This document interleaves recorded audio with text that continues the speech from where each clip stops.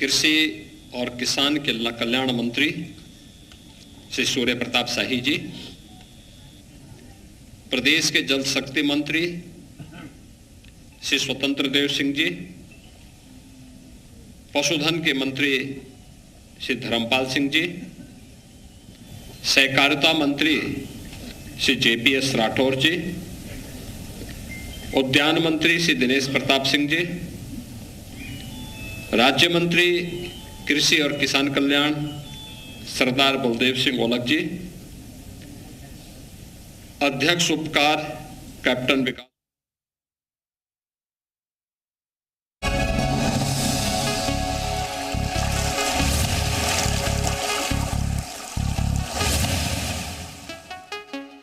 कृषि उत्पादन आयुक्त श्री दीपक कुमार जी, प्रमुख सचिव कृषि श्री रविंद्र कुमार जी,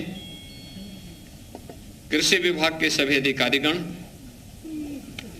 सभी कृषि वैज्ञानिकगण, हमारे प्रगतिशील अन्नदाता किसान और उपस्थित बहनों और भाइयों, वर्चुअल माध्यम से जुड़े हुए हमारे कृषि विज्ञान केंद्रों पर उपस्थित सभी कृषि विज्ञान केंद्र के वैज्ञानिक और उपस्थित हमारे अन्नदाता किसान बहनों और भाइयों, आज आदरणीय प्रधानमंत्री जी के विजन के अनुरूप केंद्रीय कृषि और किसान कल्याण मंत्री श्री शिवराज सिंह चौहान जी के नेतृत्व में पूरे देश के अंदर प्रारंभ हो रहे विकसित कृषि अभियान 2025 के उत्तर प्रदेश में शुभारंभ करते हुए मुझे प्रसन्नता की अनुभूति हो रही है। मैं इस अवसर पर उत्तर प्रदेश के अपने सभी अन्नदाता किसान भाइयों और बहनों को हृदय से बधाई देता हूं, उन सभी का हृदय से अभिनंदन करता हूं। आज भारत के पूर्व प्रधानमंत्री और किसानों के मसीहा कहे जाने वाले चौधरी चरण सिंह जी की पावन पुण्यतिथि भी है। इस अवसर पर चौधरी साहब के स्मृतियों को नमन करते हुए मैं प्रदेशवासियों की ओर से उन्हें विनम्र श्रद्धांजलि भी अर्पित करता हूं। बहनों और भाइयों, पहली बार हो रहा है कि देश के कृषि वैज्ञानिक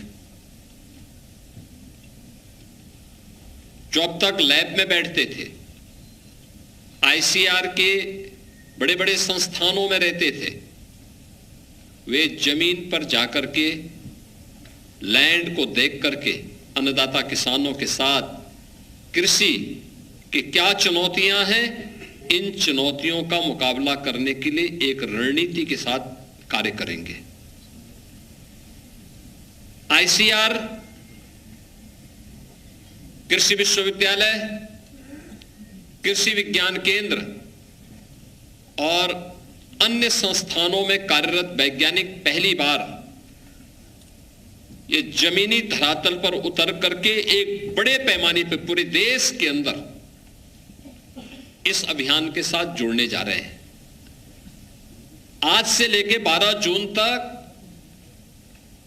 यह अभियान चलने वाला है और इस अभियान के क्रम में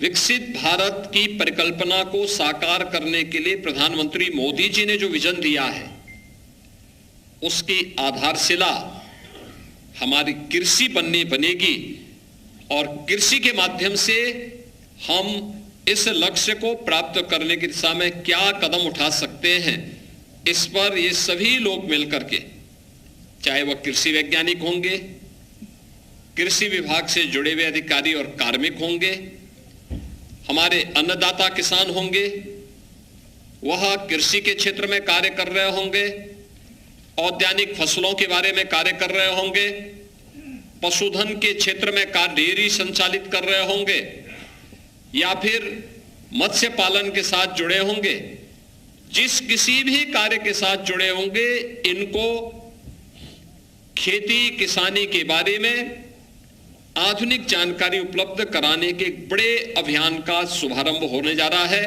मैं इस अभियान के लिए प्रधानमंत्री मोदी जी के प्रति आभार व्यक्त करते हुए केंद्रीय कृषि और किसान कल्याण मंत्री माननीय श्री शिवराज सिंह चौहान जी को भी हृदय से धन्यवाद देता हूं।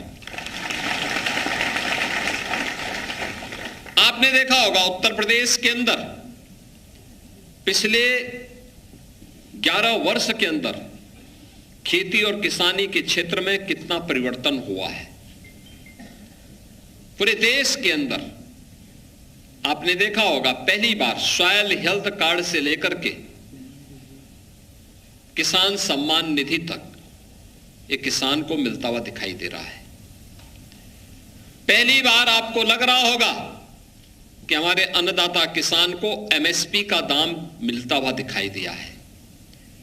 पहली बार किसान को तकनीक के साथ जोड़ने का कार्य हुआ है और पहली बार ये देखने को मिल रहा है कि कृषि विज्ञान केंद्र भी हमारे अन्नदाता किसानों के लिए अच्छी किस्म के बीज और तकनीक देने के एक सेतु के रूप में कार्य कर सकते हैं। कृषि विश्वविद्यालय के प्राध्यापक भी अपने विश्वविद्यालय कैंपस को छोड़ करके किसान के खेत तक जा सकते हैं। यह विकसित भारत कृषि अभियान, विकसित कृषि अभियान उसी कड़ी का एक हिस्सा है जिसका उद्देश्य ही लैब टू लैंड, यानी अब लैब से लैंड तक जाना, किसान तक जाना। लैब में हम क्या कुछ कर रहे हैं वह जमीनी धरातल पर दिखता हुआ दिखना चाहिए। इसके लिए जो अभियान प्रारंभ हो रहा है यह अपने आप में एक अभिनव पहल है और इसमें कृषि वैज्ञानिक जो भी जाएंगे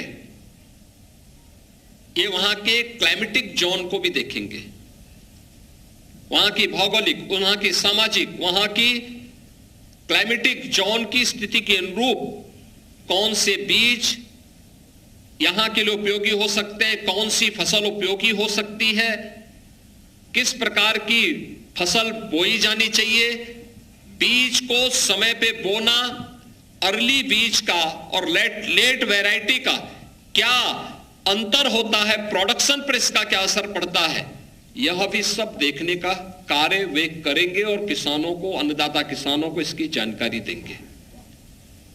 बहनों और भाइयों, आपने देखा होगा पिछले 8 वर्ष के अंदर डबल इंजन की उत्तर प्रदेश की सरकार ने खेती और किसानी के लिए, अपने अन्नदाता किसानों के जीवन में परिवर्तन करने के लिए एक बड़े अभियान को अपने हाथों में प्रधानमंत्री मोदी जी के मार्गदर्शन में लिया।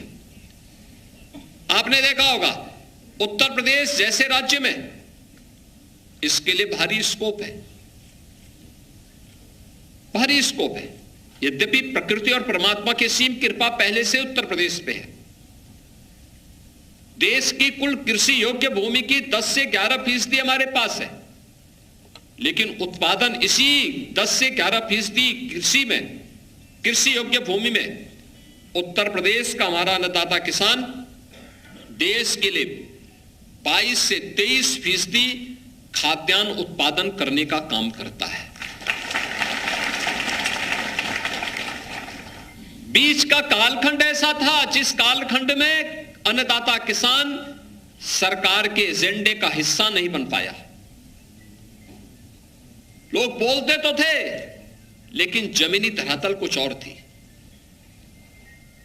किसान को बीज नहीं मिलते थे, एमएसपी का दाम नहीं मिलता था, समय पे खाद नहीं मिलती थी, खेत के लिए पानी नहीं मिलता था, कोई तकनीक नहीं मिल पाती थी, सॉयल हेल्थ की कोई व्यवस्था नहीं थी, लागत कम हो, उत्पादन ज्यादा हो, इस पर किसी प्रकार का कोई जोर नहीं था। और आपने पिछले 10 वर्ष में प्रधानमंत्री मोदी जी जब आए, उनके शीर्ष एजेंडे में किसान था, अन्नदाता किसान था, खेती किसानी थी।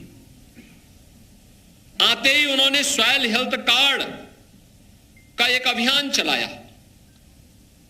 हर किसान के पास अपनी धरती माता के भी स्वास्थ्य परीक्षण की सुविधा हो, इसकी सुविधा उन्होंने उपलब्ध करवाई। और फिर यह अभियान आगे चला। प्रधानमंत्री किसान कृषि बीमा योजना, प्रधानमंत्री कृषि सिंचाई की योजना, और फिर इसके बाद एक एक कदम आगे बढ़ते हुए एमएसपी होते हुए यह प्रधानमंत्री किसान सम्मान निधि तक का लाभ आज हमारा किसान ले रहा है। आप देखें पिछले 10-11 वर्ष में कितना परिवर्तन हुआ है, कितना परिवर्तन हुआ है। मैं देख रहा था गेहूं का दाम एक अन्नदाता किसान को 2014-15 में 1000 रुपया भी नहीं मिलता था। आज उसी गेहूं का दाम इस वर्ष एमएसपी थी 2425 रुपये और प्रतिस्पर्धा इस कदर थी कि मार्केट में 2800 रुपये में किसान अन्नदाता किसानों ने अपना गेहूं बेचने का काम किया है। आप सोचिए 1000 रुपये का गेहूं पिछले 10 वर्ष में बढ़ करके 2800 रुपये तक प्राप्त कर रहा है किसान। यह अन्नदाता किसान के जीवन में आई परिवर्तन का परिणाम है। उत्तर प्रदेश जैसे राज्य में किसानों के लिए सिंचाई की सुविधा में बढ़ोतरी हुई, यानी लगभग 15 लाख किसानों के जो व्यक्तिगत ट्यूबवेल थे वो कनेक्शन हमने फ्री किए। राज्य सरकार प्रतिवर्ष लगभग 2500 करोड़ रुपए अपने पास से पैसा जमा करती है, उस पैसे को और किसान को फ्री में पानी दी। तो इसके अलावा सरयू नहर राष्ट्रीय परियोजना के माध्यम से, बाण सागर परियोजना के माध्यम से, अर्जुन सहायक परियोजना जैसी परियोजनाओं के माध्यम से इसको समयबद्ध तरीके से पूरा करते हुए डबल इंजन की सरकार ने प्रदेश में 23 लाख हेक्टेयर भूमि को अतिरिक्त सिंचाई की सुविधा भी उपलब्ध करवाने का काम किया।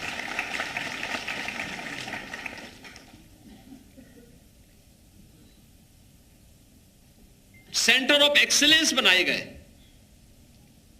कृषि विज्ञान केंद्र सरकार देना चाहती थी, लेकिन पिछली सरकार उत्तर प्रदेश के अंदर उसे लागू नहीं करने देना चाहती थी। एक साथ जैसे साई जी कृषि मंत्री बने, कृषि मंत्री बनते ही उन्होंने प्रदेश के अंदर 20 नए कृषि विज्ञान केंद्र को लाने में सफलता प्राप्त कर दी। बनते ही आज वे सफलतापूर्वक कार्य कर रहे हैं। 89 कृषि विज्ञान केंद्र आज कार्य कर रहे हैं। 4 कृषि विश्वविद्यालय पहले से थे और 5वां कृषि विश्वविद्यालय महात्मा बुद्ध के नाम पर उसी नगर में ही हम साही जी की ही कर्म भूमि पर उसको स्थापित करने जा रहे हैं।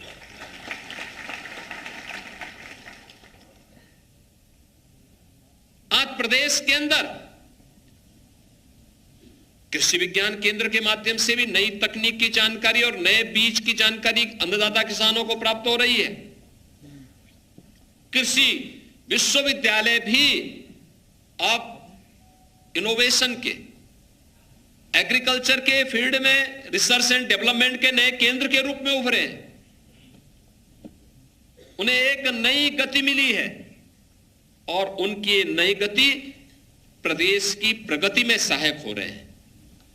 आज हम देख सकते हैं कैसे हमारा अन्नदाता किसान अपनी इनकम को बढ़ा सकता है। उसका एक उदाहरण मैं आपको दे रहा हूं, गन्ना किसानों का। याद करिए 2017 के पहले प्रदेश के अंदर अक्सर आपको सुनने को मिलता था किसान को पर्ची नहीं मिली, उसने अपने खेत में आग लगा दी। किसान को 3 वर्ष, 4 वर्ष, 8 वर्ष तक के गन्ना मूल्य का भुगतान नहीं होता था। उसको मजबूर होकर के अपने खेत में आग लगाने के लिए मजबूर होना पड़ता था, क्योंकि पर्ची नहीं है, उसको अगली फसल बोनी है, वो फसल पे आग लगाता था। एक किसान अगर इस प्रकार की घटनाएं कर रहा है, इस प्रकार का आक्रोश में है कि अपने द्वारा उगाई गई फसल पे आग लगा रहा है, इसका मतलब सरकार की क्या स्थिति रही होगी। 1996 से लेकर 2017 तक इन 22 वर्षों में गन्ना किसानों को जितना गन्ना मूल्य का भुगतान उत्तर प्रदेश के अंदर हुआ, उससे 72,000 करोड़ रुपए ज्यादा अकेले हमने 8 वर्ष में अन्नदाता किसानों को दिए हैं। 2,85,000 करोड़ रुपए का गन्ना मूल्य का भुगतान अकेले उत्तर प्रदेश के अन्नदाता किसानों के पास डीबीटी के माध्यम से भेजा गया। बंद हो रही चीनी मिलों को चलाने का काम किया।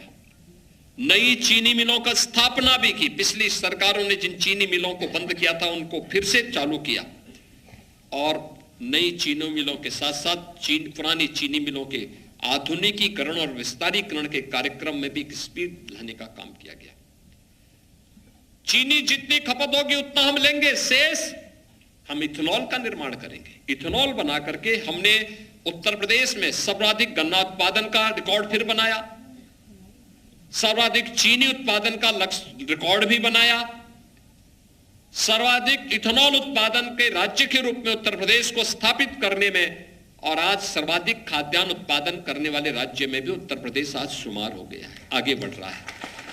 औद्यानिक फसलों में पैक हाउसेज बना करके उत्तर प्रदेश के अन्नदाता किसानों को, औद्यानिक फसल के साथ जुड़े हुए किसानों को उनकी उपज का उन्हें अच्छा दाम मिल सके, इसके लिए उन्हें पैक हाउसेज के माध्यम से भी उन्हें एक्सपोर्ट की सुविधा दी, एक्सपोर्ट की सब्सिडी दी। वेजिटेबल के मामले में भी इसको आगे बढ़ाने का काम किया गया, एक नई गति इसमें देने का काम किया गया, और आज इसका परिणाम हम सबको देखने को मिल रहा है कि हमारा अन्नदाता किसान अधिक मुनाफा इसके माध्यम से कर सकता है, और वह इसके माध्यम से न केवल इन कार्यक्रमों को आगे बढ़ाने का काम कर रहे हैं, बल्कि यह और तेज गति के साथ बढ़ती हुई दिखाई दे रही है। आज हमारे पास पहले एक समय था 17 के पहले, जब चीनी मिलें बंद होती थी, कोई चीनी मिल चलाने को तैयार नहीं था। आज हमारे पास नए प्रस्ताव आ रहे हैं कि हम भी नई चीनी मिल लगाना चाहते हैं। आज हमारे यहां प्रगतिशील किसान इस दिशा में एक नए केंद्र बने हैं रिसर्च एंड डेवलपमेंट के। सर्वाधिक गन्ना उत्पादन करने वाले प्रगतिशील किसान, सर्वाधिक गेहूं का उत्पादन करने वाले प्रगतिशील किसान, सर्वाधिक धान पैदा करने वाले प्रगतिशील किसान हमारे पास प्रदेश के अंदर मौजूद हैं, जिनका हमें प्रतिवर्ष हम सम्मान भी करते हैं। ऐसे लोगों को चिन्हित करके उन्हें सम्मान भी करते हैं, और साथ साथ फसल के विविधीकरण की ओर भी बहुत सारी चीजें ऐसी हैं जो अच्छा उत्पादन दे सकती हैं। फसल के विविधीकरण के माध्यम से, सफसली के माध्यम से उसकी क्षमता को बढ़ा सकता है, उत्पादन को बढ़ा सकता है, लागत को कम कर सकता है। और मुझे लगता है कि इसके बारे में एक अभिनव प्रयास, जब हमारा कृषि वैज्ञानिक लैब से हटकर के लैंड में जाएगा, अन्नदाता किसान के साथ उसका संवाद होगा, दोनों के द्वारा जो संवाद किया जाएगा, इस संवाद भारत की कृषि के क्षेत्र में एक नया मील का पत्थर साबित होने जा रहा है, एक नई क्रांति की शुरुआत करने जा रही है। और इस नई शुरुआत के लिए मैं प्रधानमंत्री मोदी जी का हृदय से अभिनंदन करता हूं, उनका आभार व्यक्त करता हूं कि उनकी शुरुआत से हमने विकसित भारत की जिस परिकल्पना को प्रधानमंत्री मोदी जी ने देशवासियों को दिया है, और उत्तर प्रदेश जिस क्षेत्र में हम लोगों ने प्रधानमंत्री मोदी जी के विजन को $1 ट्रिलियन की इकोनॉमी बनाने की दिशा में जो कदम बढ़ाए हैं कि हम अगले 4 वर्ष में उत्तर प्रदेश की अर्थव्यवस्था को $1 ट्रिलियन की बनाएंगे, उस उत्तर प्रदेश की अर्थव्यवस्था को $1 ट्रिलियन की बनाने के लिए आज हम लोग एक नया प्रयास प्रारंभ करने जा रहे हैं। और मुझे लगता है कि यह कृषि क्षेत्र में आमूलचूल परिवर्तन, इस दिशा में एक नया प्रयास है। यूपी एग्रीज के माध्यम से भी हम लोगों ने, वर्ल्ड बैंक के माध्यम से, क्योंकि हम उत्तर प्रदेश के अंदर अक्सर देखते थे कि पश्चिम के किसान ने खेती की दिशा में प्रगति की, प्रत्येक क्षेत्र में प्रगति की, उन्होंने तकनीक अपनाया, मॉडर्न तकनीक को अपनाया, नए बीज उपलब्ध कराए, वे लोग उत्पादन बढ़ाने में, लागत कम करने, उत्पादन बढ़ाने में सफल हुए। यद्यपि वहां भी बहुत अभी संभावना है, लेकिन मध्य और पूरब के हमारे किसान इस दिशा में अभी काफी पीछे थे, और इसलिए वर्ल्ड बैंक की मदद से 4000 करोड़ रुपए के एक प्रोजेक्ट को हम लोगों ने इस वर्ष यूपी एग्रीज के नाम पर आगे बढ़ाया है, जिसमें पूर्वांचल और बुंदेलखंड बिंद क्षेत्र के हमारे 28 जनपदों को हम इसके साथ आच्छादित करने जा रहे हैं, जिसमें किसान को खेती की तकनीक से लेकर के खेती और किसानी से संबंधित उन सभी माध्यमों, उन सभी की बारे में जानकारी देने का एक अभिनव प्रयास उत्तर प्रदेश सरकार ने प्रारंभ किया है। और आज का विकसित कृषि अभियान उसी कड़ी को एक नए दिशा में आगे बढ़ाने का एक अभिनव प्रयास है। मुझे प्रसन्नता है कि आज खेती केवल कृषि विभाग का पक्ष इसमें मात्र नहीं है, इसमें जल शक्ति विभाग की भी उतनी बड़ी भूमिका है। जल शक्ति मंत्री भी यहां पर हैं, यहां पर हमारे पशुधन मंत्री भी यहां पर हैं, सहकारिता मंत्री जेपीएस राठौर जी भी यहां पे हैं, उद्यान मंत्री दिनेश प्रताप सिंह जी भी यहां पर हैं, और कृषि राज्य मंत्री सरदार बलदेव सिंह ओलक वो स्वयं किसान भी हैं, प्रगतिशील किसान हैं, दोनों कृषि भी करते हैं, औद्यानिक फसलों में भी उनकी रुचि है और बहुत अच्छी खेती करते हैं। ये सभी तो मौजूद हैं ही। हमारे चीनी और गन्ना विकास के मंत्री चौधरी लक्ष्मी नारायण जी ये मथुरा में कृषि विज्ञान केंद्र से इस कार्यक्रम के साथ जुड़े हुए हैं, और मत्स्य विकास के मंत्री डॉक्टर संजय निषाद जी ये वाराणसी में केवीके के किसानों के साथ में बैठ करके इस पूरे कार्यक्रम को आगे बढ़ाने में अपना योगदान दे रहे हैं। यानी केवल वैज्ञानिक ही नहीं बल्कि हमारे मंत्रीगण भी अब ऑफिस से हट करके वे भी अब किसान के साथ धरती पर उतर करके इस अभियान को एक नई गति देने के लिए उतावले दिखाई दे रहे हैं। इस अभियान में उत्तर प्रदेश के अंदर जो एक क्रम चलना है, बहुत अच्छा एक योजना बनाई है। सभी 89 कृषि विज्ञान केंद्र, सभी 826 विकास खंड मुख्यालय, सभी 8137 जो हमारी न्याय पंचायतें हैं, इसमें जो कृषि किसान कल्याण केंद्र हैं, इन सबको इसके साथ जोड़ने का कार्य इन 15 दिन के कार्यक्रम के साथ ये सभी हमें वहां देखने को मिलेगा। और मुझे पूरा विश्वास है कि यह न केवल देश के कृषि के क्षेत्र में सबसे समृद्ध राज्य बल्कि पूरे देश के अंदर एक नया कृषि के क्षेत्र में क्रांतिकारी परिवर्तन हम सबको देखने को मिलेगा, जब एक साथ सभी स्टेक होल्डर्स, अन्नदाता किसान से लेकर के कृषि वैज्ञानिक तक और सभी इस क्षेत्र से जुड़े हुए लोग एक साथ मिलकर के इस क्षेत्र में आमूलचूल परिवर्तन करने के एक साथ मिलकर के अभियान आगे बढ़ाएंगे। मुझे पूरा विश्वास है कि विकसित भारत की परिकल्पना को साकार करने में विकसित कृषि अभियान एक निर्णायक भूमिका का निर्वहन करेगा। आज के इस पूरे कार्यक्रम को हम सफलतापूर्वक आगे बढ़ाएं, प्रगतिशील किसानों के भी कार्यों का अवलोकन करें। और मैं तो इस बात को देखता हूं, अगर खेती समय पे बीज, अच्छा बीज मिल जाए और समयबद्ध तरीके से उसको हम आगे बढ़ा लें,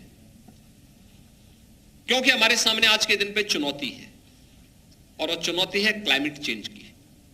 आप देख रहे होंगे मानसून 15-20 दिन पहले दिखाई दे रहा है, लेकिन मुझे आशंका है कि बीच में एक समय ऐसा आएगा जब फिर सूखा पड़ेगा, 1.5-2 महीने का कालखंड रहेगा, और उस समय की चुनौती का सामना कैसे हमें करना है, इसकी रणनीति भी हमें अभी तैयार करनी होगी। फिर उसके बाद फिर बारिश आएगी, उस समय की परिस्थिति का सामना कैसे करना, और यह प्रोडक्शन पर, ये जो चेंज है ये प्रोडक्शन पर असर डालता है।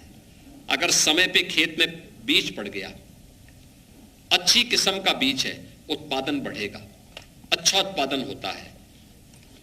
अगर बीज लेट में बोया, 1 महीना लेट होगा, याद रखना वो प्रोडक्शन पर कम से कम 30% का अंतर डालता है, 30% का अंतर डाल देता है। और वह भी हमें देखना होगा कि अगर लेट हम बो रहे हैं तो लेट वैरायटी के बीज का हम इस्तेमाल करके किसानों को बता सके। अर्ली बो रहे हैं तो अर्ली वैरायटी के बीज के बारे में हमें किसानों को बताना पड़ेगा, अच्छा बीज किसान को मिल सके, इसके बारे में जागरूक करना पड़ेगा, इसकी तैयारी करनी पड़ेगी, लोगों को इसके बारे में अवगत करना पड़ेगा। किस क्षेत्र में कौन सी संभावना ज्यादा बढ़ सकती है। अब तो मिलेट के लिए भी, नेचुरल फार्मिंग के लिए भी, और साथ साथ दलहनी और तिलहनी फसलों के लिए भी पिछले 8 वर्ष के अंदर उत्तर प्रदेश के अंदर इनका उत्पादन बढ़ा है, लेकिन इसके लिए और कुछ क्या हो सकता है, इस दिशा में भी हमें प्रयास करना चाहिए। आज के इस अवसर पर मैं इस पूरे विकसित कृषि अभियान के लिए प्रदेश सरकार को और के सभी अपने कृषि वैज्ञानिकों को जो आईसीआर की लैब से और कृषि विश्वविद्यालयों से यहां पर प्रदेश भर में आ रहे हैं, इन सबका मैं स्वागत करता हूं। प्रदेश भर के अपने सभी कृषि वैज्ञानिकों का और कृषि विज्ञान केंद्रों से जुड़े हुए वैज्ञानिकों का, कृषि विभाग के अधिकारियों का आह्वान करूंगा कि आईसीआर के से जुड़े हुए, भारत सरकार से जुड़े हुए इन सभी कृषि वैज्ञानिकों के साथ मिलकर के हम किसान के खेत तक जाकर के उनकी समस्याओं के समाधान करने, बदली हुई परिस्थिति की चुनौतियों का सामना करने में हम लोग अपनी भूमिका का निर्वहन कैसे, किस रणनीति के तहत हमें करना है, इसके लिए हमें युद्ध स्तर पर मिलकर के हम काम करेंगे। इस विश्वास के साथ इस पूरे अभियान को सफलतापूर्वक क्रियान्वित करेंगे। आप सबके प्रति इस अभियान के लिए मैं हृदय से बधाई देता हूं, अपनी शुभकामनाएं देता हूं। धन्यवाद। जय हिंद। बहुत बहुत धन्यवाद माननीय आपके। तो सीएम योगी आदित्यनाथ को आप सुन रहे थे। सीएम योगी आदित्यनाथ संबोधन कर रहे थे और 12 जून तक पूरे यूपी में अभियान जो है वो चलाया जाएगा। किसानों की उत्पादकता बढ़ाने का लक्ष्य जो है वो सीएम की तरफ से रखा गया है।